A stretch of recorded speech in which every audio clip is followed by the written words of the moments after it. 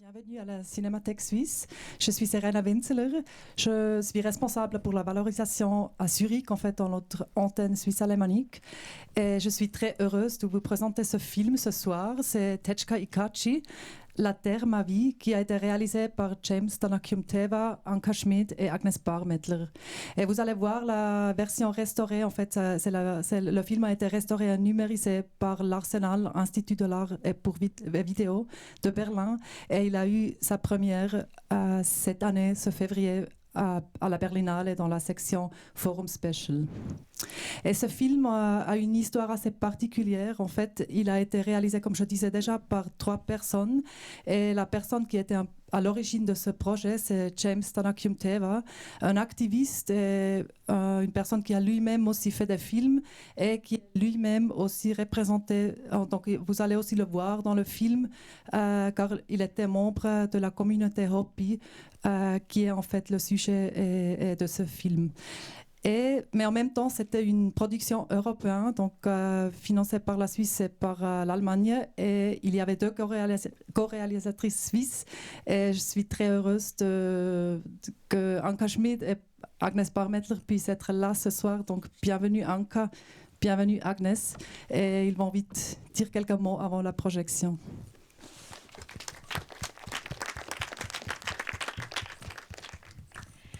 Alors, c'est vraiment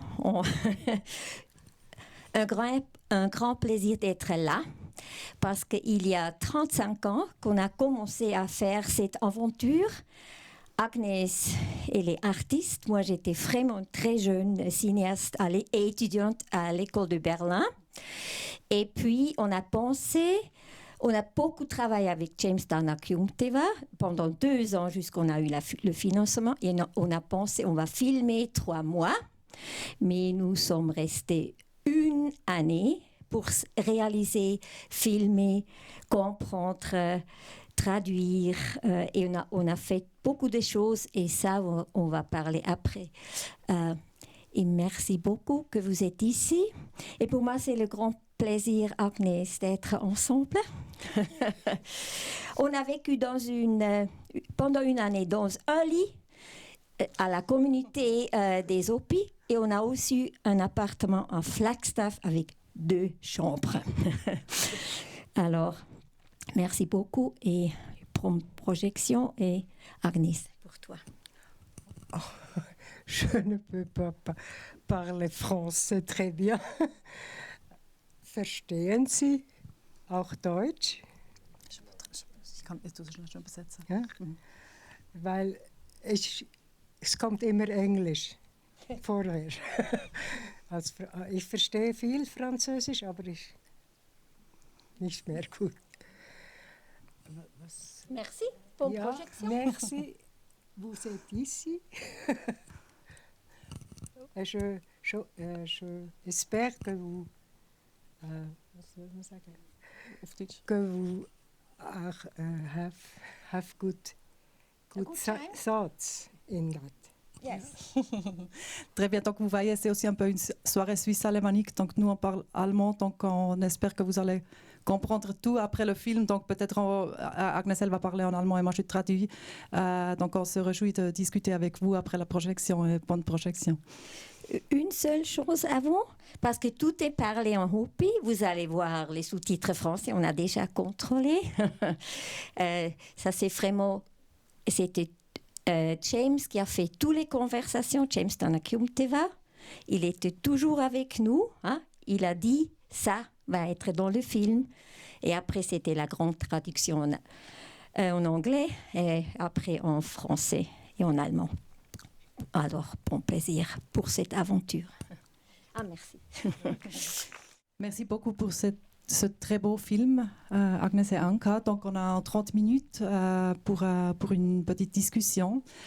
Et peut-être, en fait, je pense qu'on peut vraiment commencer tout au début, en fait, de l'histoire de ce film. Et peut-être pour vous donner un peu de contexte. Donc, toi, Agnès, en 1989, tu avais 44 ans. Tu avais déjà une carrière comme artiste. Anka, toi, tu l'avais mentionné avant, en fait, tu étais encore très jeune. Tu étais à Berlin, tu as fait ta formation à la DFFB, c'est l'école à Berlin en fait assez fameuse pour devenir réalisatrice, car à l'époque il n'y avait pas encore de possibilités en Suisse en fait pour se former. Et donc vous avez fait ce film ensemble. Et peut-être Agnès, tu peux un peu commencer, car voilà, c'était toi qui avais le contact avec la communauté Hopi et avec James Tonakium Teba. Est-ce que tu peux nous raconter un peu comment tu l'as rencontré? Long history. I cannot good speak French. Sprich doch Deutsch. Also Deutsch. Ja, genau, Hochdeutsch. Ja.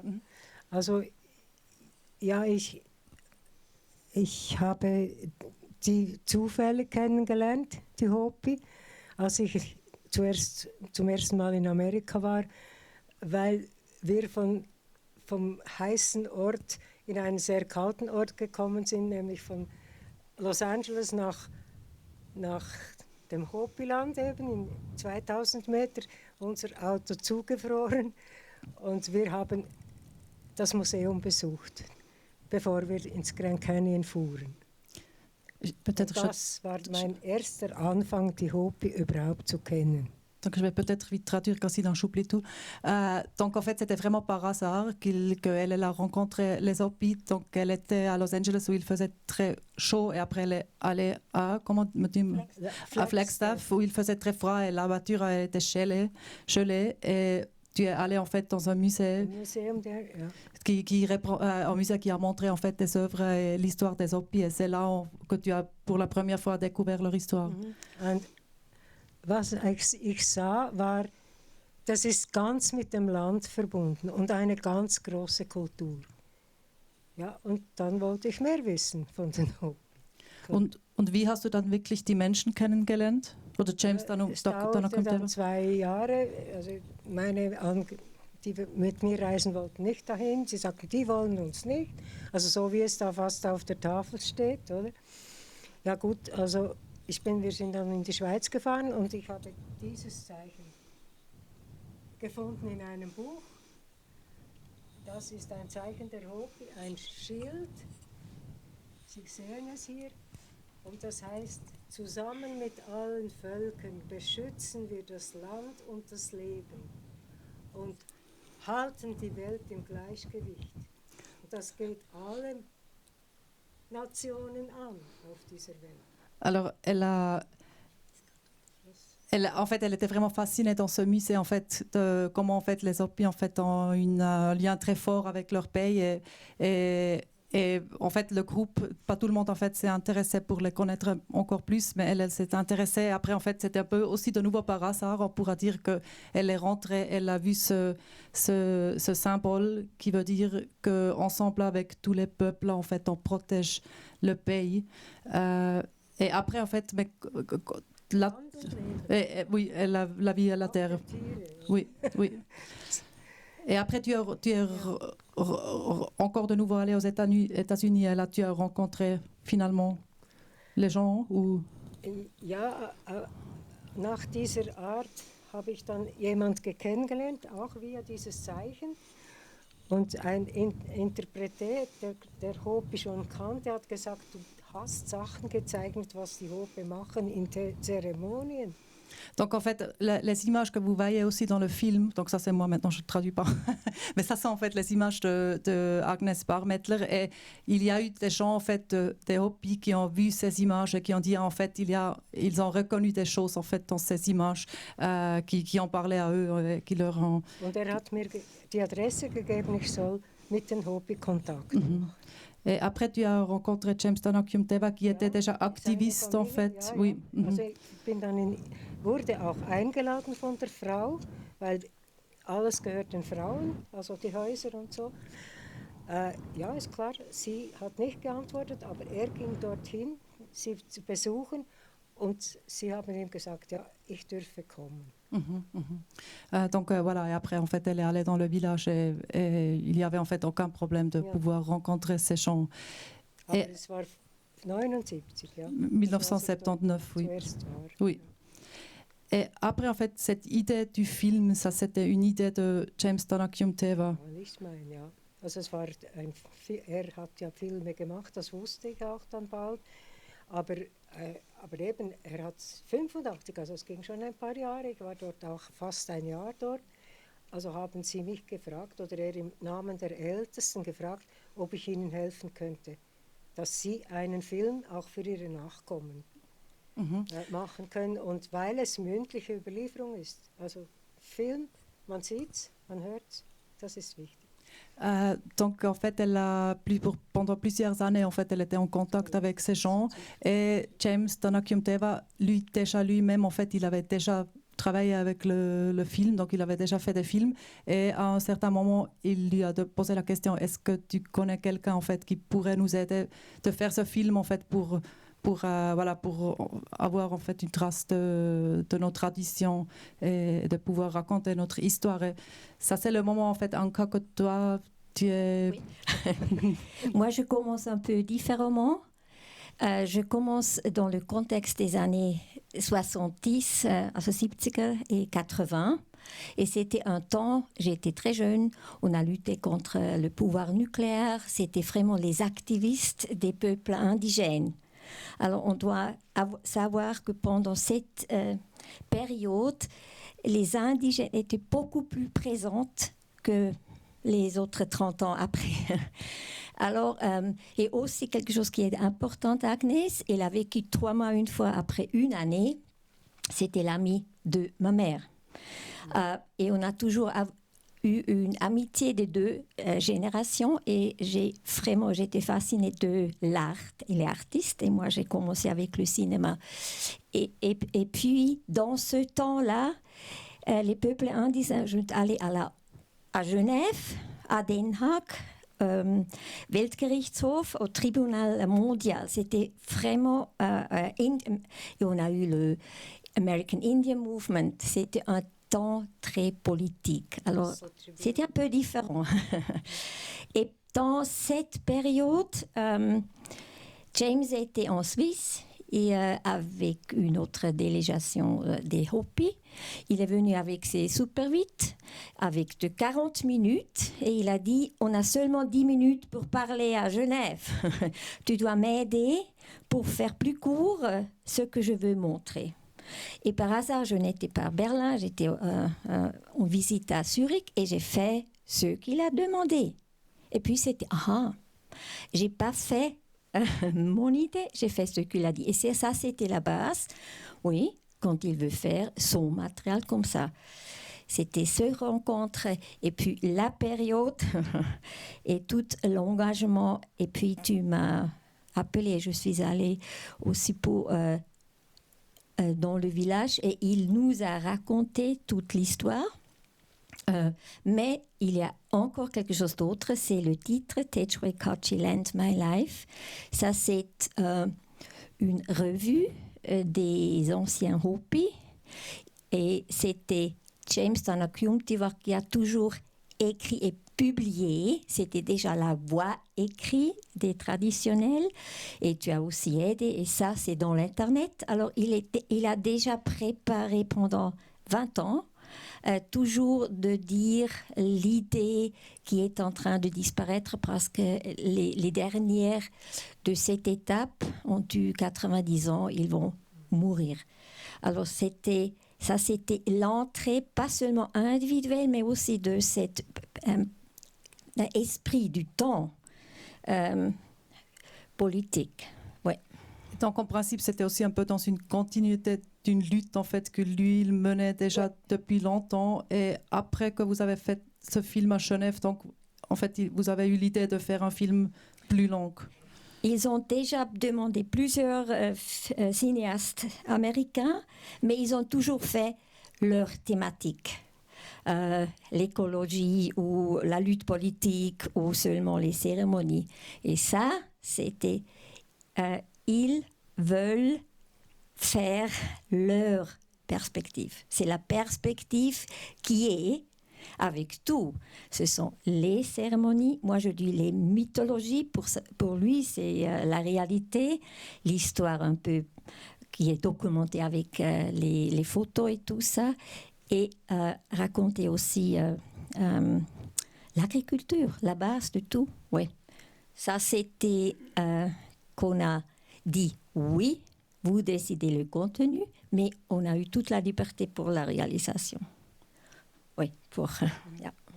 Et tu nous as amené quelques photos, donc ça c'est peut-être en fait le moment pour les montrer et pour raconter un peu comment en fait cette collaboration se passait, en fait, oui, le tournage du film. C'est pour un peu dire comment était dans cette période. Alors ça c'est au commencement, c'est Jamestown Akyumteva Agnes quand nous étions là pendant une année, et pendant cette période on a filmé c'était très précieux, très cher de filmer. Alors lui, il nous a montré tous les endroits, ça c'est près du Prophecy Rock, et il était toujours ensemble, et on a discuté qu'est-ce qu'on va dire, et après on a eu une équipe professionnelle, un caméraman et un monsieur de son de Los Angeles. On a travaillé plus cher, oui. Mais on a continué toute l'année de observer les choses du chant. Et puis, on a fait un petit studio dans notre appartement à Flagstaff. Alors ça, c'était le film, c'était pas digital. Et on voit ici Agnès avec les traductions, avec le son, comme ça, parce que tous les sons aussi de James sont comme ça. Et à la fin, après une année, nous avons pris tout le matériel et je suis rentrée à Berlin et Agnès a fait des caisses très jolies et on a pris quelques... oui, et ça c'est vraiment pour voir, c'était l'esprit, ça c'est Jamestown Akyumteva, on a toujours pensé c'est une femme, on va le voir 2 fois. C'était... à Berlin, on a fait la première mondiale. Et puis, il est venu, parce qu'il est venu avant, quand j'ai fait le montage avec Inge Schneider, une monteuse, tout le contenu parlé était défini. Hein. Mais puis, à Berlin, on a fait les photos j'ai choisi avec James, je suis allée aux archives dans tout le pays des États-Unis, dans tous les archives, et il a décidé, il a vraiment fait des bonnes descriptions. Ça, c'est cette période et tout ça. Alors, ils sont venus de la Suisse et des États-Unis pour voir maintenant toutes les parties qui étaient noires à Flagstaff. Ouais. Et puis, pour la première mondiale, sa fille, Norine, qui est en train de travailler avec le maïs dans le film, et la petite fille, tu es la marraine de Marinda, elle est aussi venue. Et puis on a eu des festivals, ça c'est la première mondiale française, elle était à Nyon dans la compétition, et c'était Agnès et James qui sont allés à Sundance Film Festival.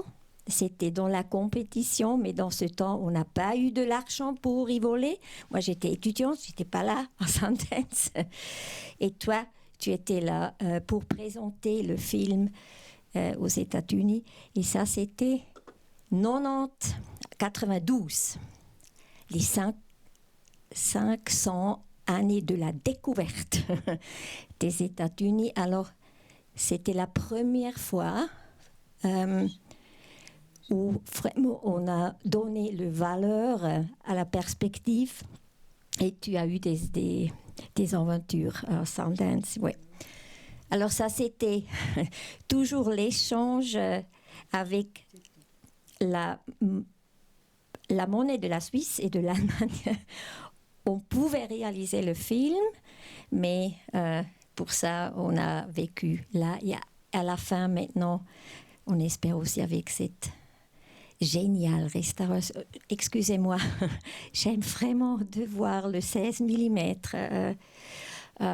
Oui, de nouveau, maintenant, on a le projet de le redonner aux États-Unis. Et donc, tu dis qu'en 1992, donc, il y avait un peu pour la première fois une discussion en fait, critique sur cette question sur l'histoire de découverte, en fait, que d'avoir plutôt la perspective de communauté indigène. Donc il y avait vraiment un intérêt pour le film que vous l'avez souvent montré dans ce contexte-là aussi. Oui, c'était au festival de Chicago et San Francisco. Ça a vraiment donné un punch. Oui, on ne savait pas parce que ça n'existait presque pas. C'est aussi parce que c'était cher, c'était avant le vidéo. Après, on a eu aussi des indigènes comme Victor Masaya, c'est aussi un Hopi, qui pouvait faire des films, mais c'était si cher. 10 minutes, c'est $1,000, 1,000 francs ou 1,000 D-mark, seulement pour filmer. Alors, c'était aussi qui a les sources financières pour faire ça. Oui, et je suppose aussi quand même aussi la forme du film, que c'était vraiment en fait un film qui a été aussi montré en fait dans ce contexte des festivals et qui était vraiment un documentaire en fait, et pas seulement une documentation en fait qui est beaucoup plus difficile à la montrer à un public, je suppose. Oui, c'est comme vous avez fait ce voyage. On doit écouter, après on doit seulement regarder. Il y a cette période des cérémonies sans explication et on ne donne jamais une explication. Il y a 10 000 Hopis qui vivent en Arizona. Alors c'est vraiment très très radical et nous avons fait sans savoir que c'était radical, c'était logique. On va dire, on va suivre. Oui.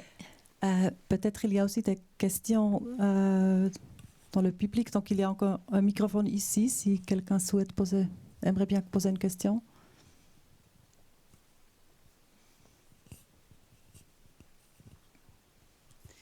Je voulais demander quelque chose sur la longueur.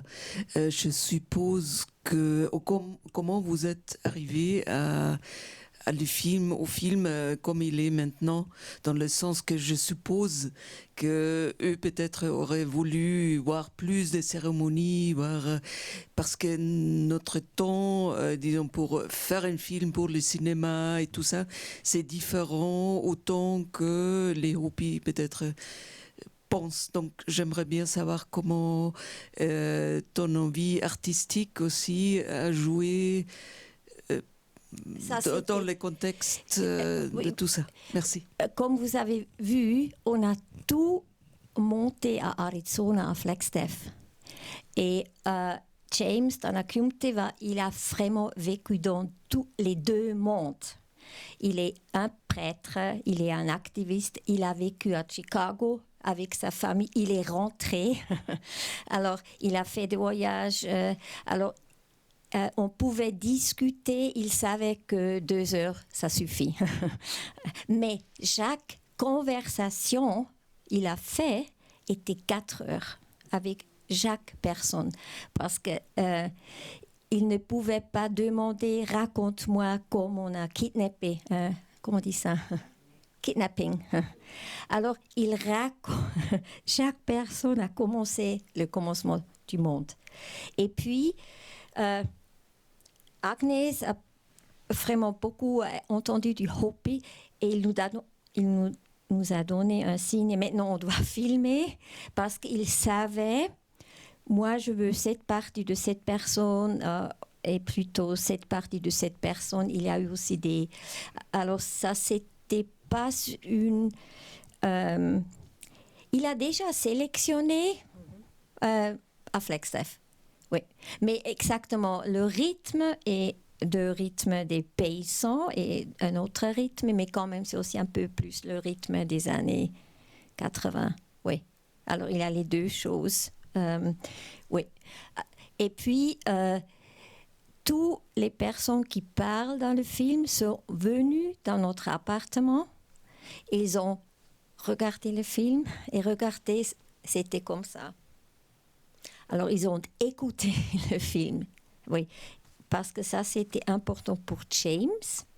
Il a eu le devoir, ou cette Pflicht, de réaliser le film. Ce n'était pas seulement son vœu, c'était comme une Aufgabe, oui, devoir, ce n'est pas le mot. Un devoir une ou obligation, une obligation, oui. Oui, de capter les derniers témoins.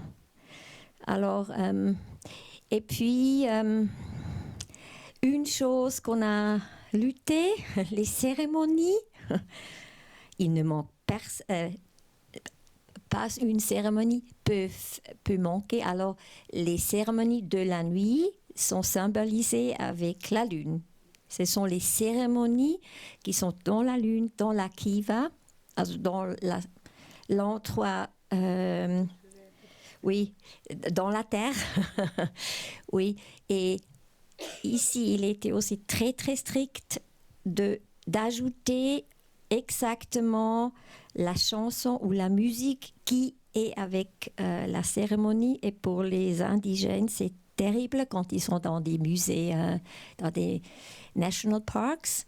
Ils ont la musique des indigènes du Sud avec le peuple du Nord. C'est comme nous avons la musique de Sicile avec les Samis de Finlande. C'est vraiment fait comme ça.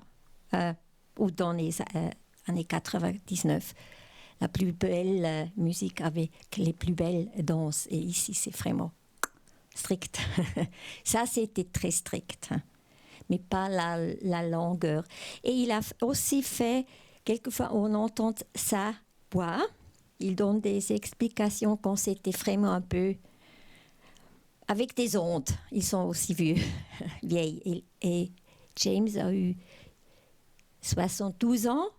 Et les autres, c'était une génération plus âgée que lui. Hein? Oui. Je crois qu'il y a encore une question là, derrière. Oui, merci. Merci. Je voulais juste savoir, dans le film, on voit des peintures ou des fresques qui semblent illustrer l'épopée Hopi, enfin de ce qui s'est passé, et notamment les moments les plus difficiles. Mais qui a produit cette fresque ou ces peintures? Ça, c'est une première question.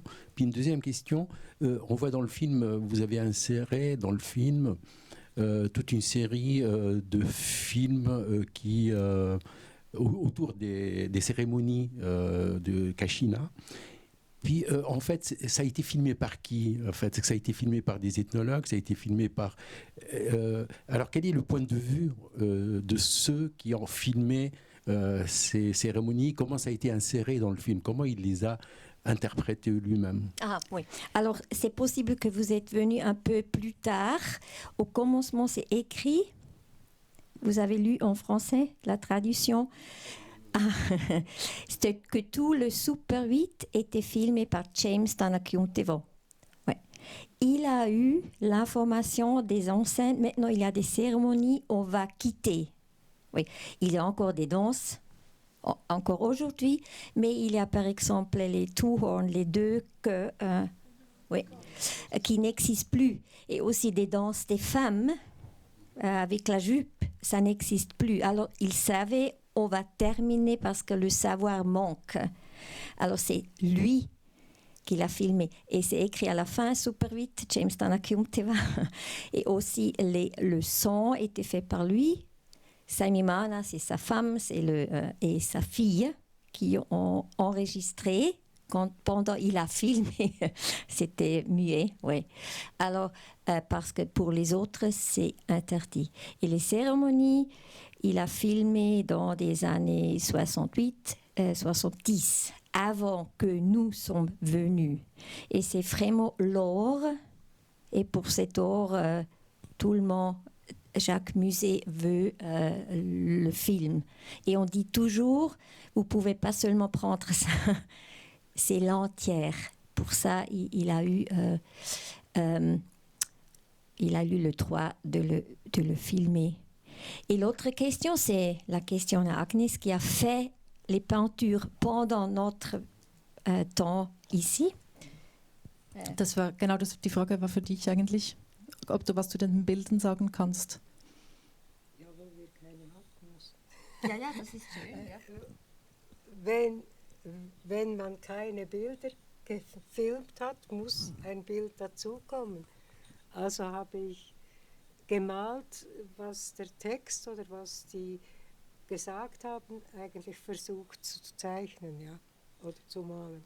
Donc voilà, donc Agnès Parmeter, elle est artiste, donc elle a fait ses peintures et c'était toujours en fait quand il y a dans le récit ou quand il y avait une chose importante, mais il n'y avait pas d'image, et pas de photos et pas d'autres traces, donc elle a essayé en fait de faire ces peintures en fait qui racontent des choses qui sont sinon pas visibles. Mais elle a vécu en l'année 69, l'année 83 et pendant notre année, et c'était toujours en échange. Comment est-ce qu'ils étaient? Ils étaient nus dans la kiva et comment étaient les stone tablets. Alors ça, c'était un échange et les peintures sont faites à Hautevilla. Alors ils ont vu. Et ça, c'était la grande liberté. Par exemple, quand ils sont enfermés, prisonniers, sans manger, on a toutes les choses contre les droits humains. Hein? Sign, please sign. C'était vraiment, ils ont eu des hallucinations parce qu'ils n'ont plus eu des choses à manger. C'est ce qu'ils racontent dans leurs mots, c'est incroyable, oui. Et puis la liberté d'Agnès de faire cette hallucination. Et j'aime bien que c'était vraiment eu beaucoup de confiance. Et aussi Massao, c'est le temps des mythes. Moi, je dis mythes, c'est la réalité. Comment est-ce que Massao et tout ça, tu as toujours parlé. La feu, c'est la feu aussi, always. Ja. Feuer. Feuer, ja. Alors, elle a eu beaucoup de conversations pour faire une illustration et quand même elle n'est pas illustration, elle est artiste et ça c'était très joli aussi cette période de Koyaanisqatsi quand tout est en l'envers. Oui, j'aime bien qu'on a eu cette liberté, hein. Et on voit aussi les pictogrammes, comment on dit, ces Filzzeichnungen, les images, les dessins dans Filzzeichnungen, was heißt das? Rock paintings. Ils ont cette manière d'abstraction, hein, qui est déjà dans la culture. Yeah.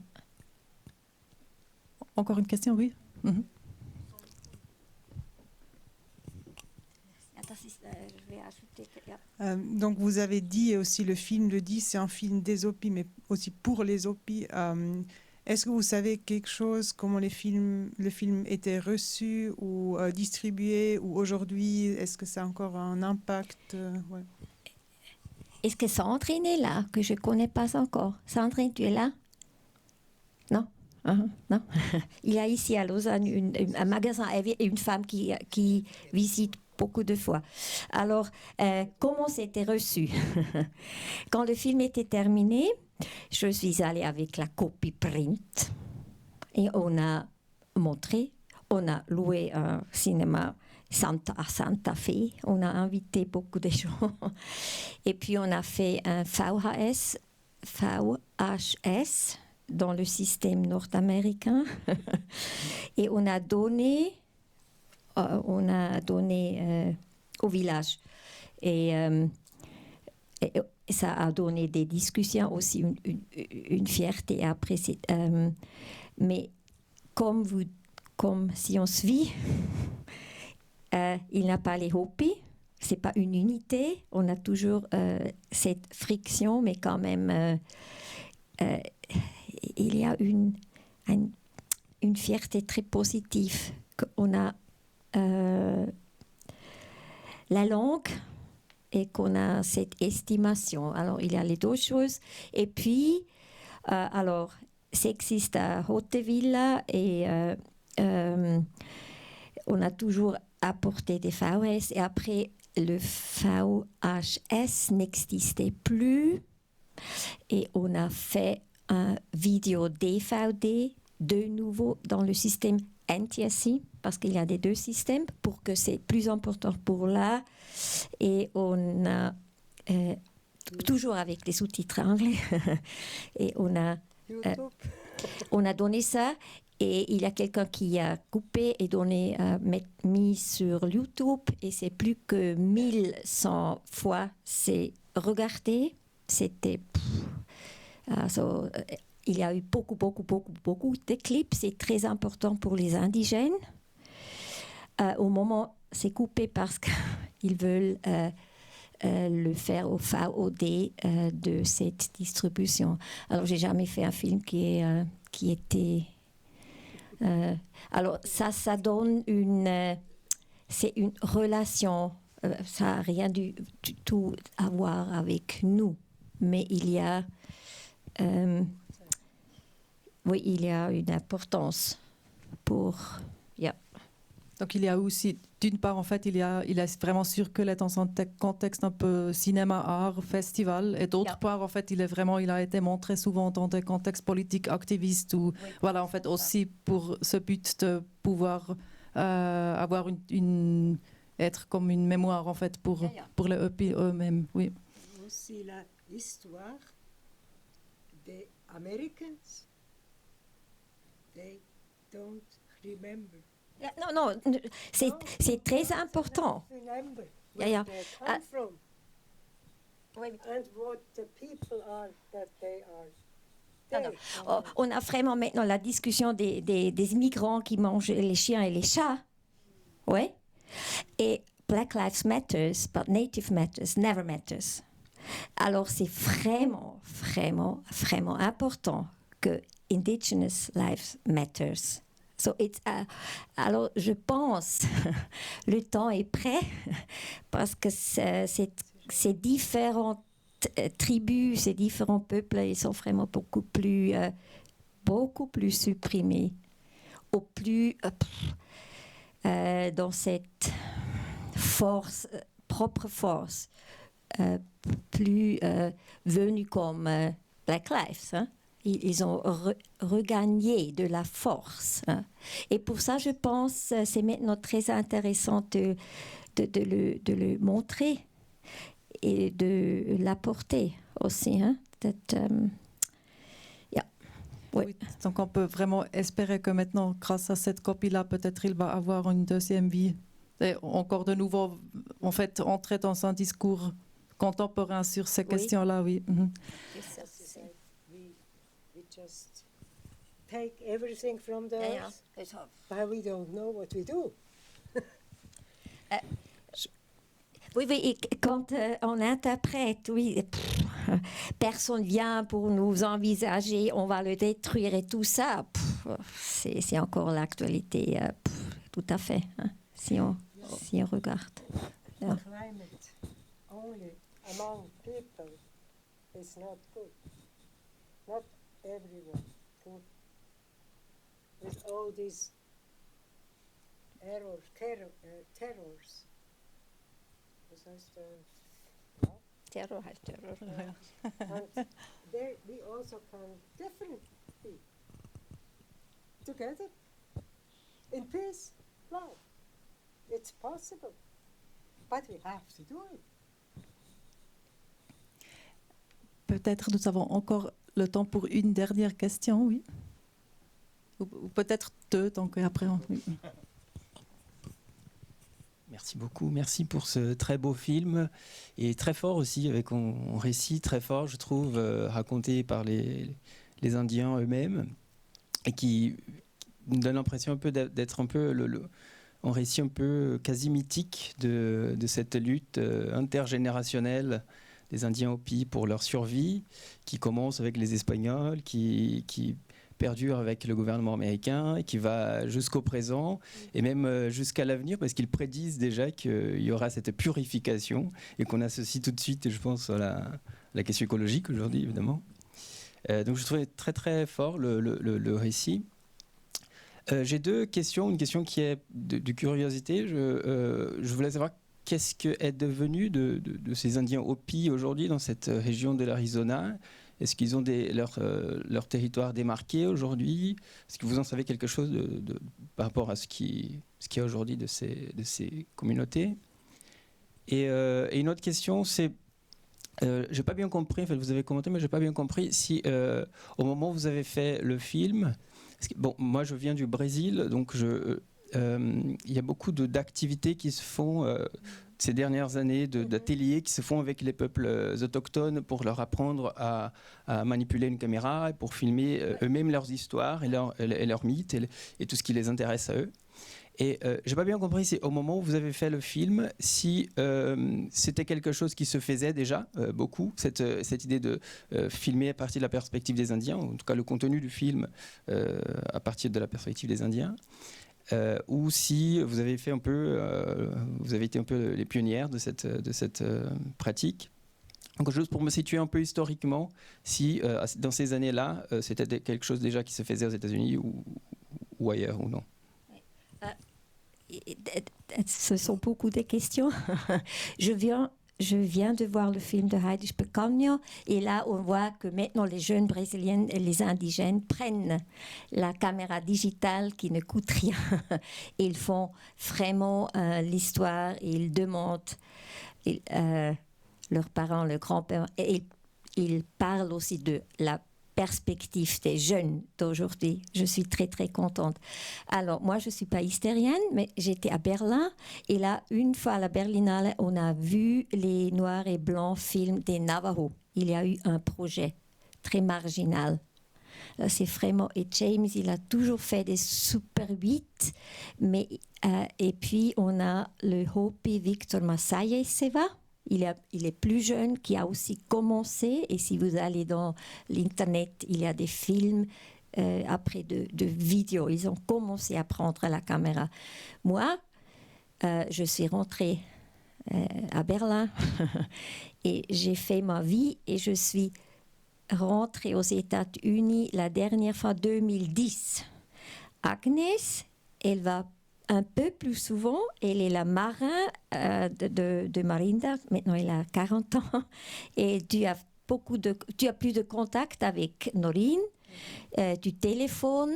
Mais c'est politiquement la réserve des Hopi et encore la réserve des Hopi. La petite réserve. Autour, c'est la réserve des Navajos. Et là, c'est vraiment aussi... Ils étaient des nomades. Ils sont déplacés pour y être. Et les réserves ont des droits un peu différents. Il y a aussi des indigènes qui font casino et tout ça.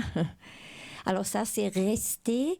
Et Tribal Council, ce gouvernement de marionnettes, de la perspective des hostiles, c'est écrit par des Blancs pour des indigènes.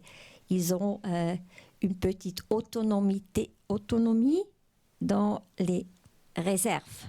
Ça, c'est resté. Et il y a encore, si on verra, on a les farmers, on a les fermiers, on a les gens qui habitent et font de l'agriculture, aussi des choses pour vendre. Ça existe et il y a dans la réserve, il y a un hair school, un hôtel, un gas station, il y a la vie moderne des États-Unis. Et s'il y a des jeunes Hopi, il y a Victor Massaye Seva Jr. Alors son fils fait maintenant aussi des films. Mais moi, je ne vis plus là. Alors Agnès, comment c'était quand tu étais là il y a 2 ans?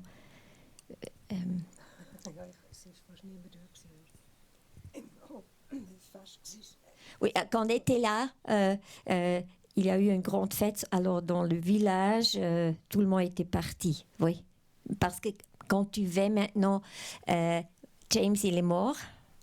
Et la fille, elle habite à Tuba. C'est une ville des Navajos. Elle n'habite plus là. Mais Denis, il habite là. Il y a deux de la ferme qui habitent là. Et maintenant, on a l'électricité, on a le current water. Ça a changé certainement. Nous sommes aux États-Unis, pas au Brésil, je ne sais pas, là où on n'a pas beaucoup de contacts dans là. Merci. Oui, de l'aspect financier, non pas de fait de fortune. Mais son fils, en fait, il est réalisateur, tu avais dit. Non, le fils, c'est un autre, Victor Massaye Seva. Son fils, le fils de James, qui n'est pas de le film, il est forme, il est paysan. Alors, il fait le maïs et tout. Maïs, c'est ça. Il a fait l'agriculture. Et parce que aussi maintenant, on a une sensibilité pour health food. On peut l'acheter dans des health food stores. Oui. Alors, c'est une comme notre paysan de la montagne. d'un peu gagner de plus parce qu'on estime maintenant ce maïs qui est beaucoup plus différent que le maïs industriel. Ouais. Voilà, on a encore le temps pour la toute dernière question. Merci pour le film. Je me demandais en début de séance, vous aviez dit que vous pensiez tourner 3 mois et que vous êtes finalement resté 1 an. Et je me demandais qu'est-ce qui vous a fait rester, pourquoi vous êtes resté finalement 1 an. Agnes, tu restes plusieurs fois 1 an. Wieso wir statt 3 Monate ein Jahr geblieben sind? Parce que on est venu, on a pensé, on fait ce qu'il a raconté, on va filmer les témoins, ça. Alors on est venu avec cameraman et soundman, on a fait ça, mais puis, c'est quoi la culture? Ils ont voulu l'année, le cycle des cérémonies avec l'échange de l'agriculture. Oui. Yeah. Et c'était clair aussi pour la traduction, ça a dû durer, on a eu besoin de temps, mais moi j'ai quitté mon amant et l'école à Berlin et tout ça, c'était vraiment pas pensé comme ça, mais c'était aussi logique. Et une chose que... Alors, on était 1 semaine au village, qu'on a partagé le lit, et on a travaillé au champ. Et si on comprend comment ça fonctionne, on peut le filmer d'une autre manière. Et ça, comme ça, je suis y restée. Oui. Et c'était aussi un grand présent, als un großes, a very big gift also, and hard struggle. Très bien. Donc, Anka, elle nous a amené encore des DVD. Donc, si quelqu'un veut acheter un DVD, c'est pas la version restaurée, la nouvelle, mais c'est le DVD en fait qui a été fait il y a quelques années. Donc, on peut l'acheter en haut à la caisse. Et nous sommes aussi encore présentes, ou elles sont encore présentes en fait en haut dans le bar si quelqu'un veut encore un peu discuter. Et merci beaucoup d'être venu et merci beaucoup Anka et Agnes. Merci beaucoup. J'ai une question. Est-ce qu'il y a quelqu'un qui a visité cette partie du monde? Oui. OK. Parce que c'est aussi, oui, c'est Grand Canyon, c'est vraiment Arizona, c'est un endroit où on fait aussi on croise les États-Unis et on passe le Grand Canyon. Oui. Oui, on peut y aller. At this land, because they don't carry. I mean, they like you come. It's not like people. Oui, car normalement, il y a, comme on le voit aussi au début, il y a toujours un peu... Moi, quand j'ai voyagé en fait, aux États-Unis, j'avais toujours l'impression qu'en fait, c'est plutôt interdit d'y aller et qu'eux, en fait, ils ne souhaitent pas avoir le contact. Mais pour vous, apparemment, ce n'était pas du tout le cas. Donc, si on a... Oui, on ne peut pas filmer, faire des photos. Oui, mais on peut y aller et participer. Et si on veut, on a toujours des familles, par exemple, la femme Caroline. Et là aussi, c'était aussi une femme qui a voyagé, aussi à Genève et à Rotterdam. Elle a toujours eu aussi des jeunes personnes chez elle. Et la famille de James, oui. Oui, on va vous demander les contacts. Mais certainement, on ne peut pas marcher dans les tombeaux et tout. Et voyez, tout ça. Ça, c'est un peu... Yeah. Merci beaucoup. Beaucoup. On va parler dehors. Hein? Merci.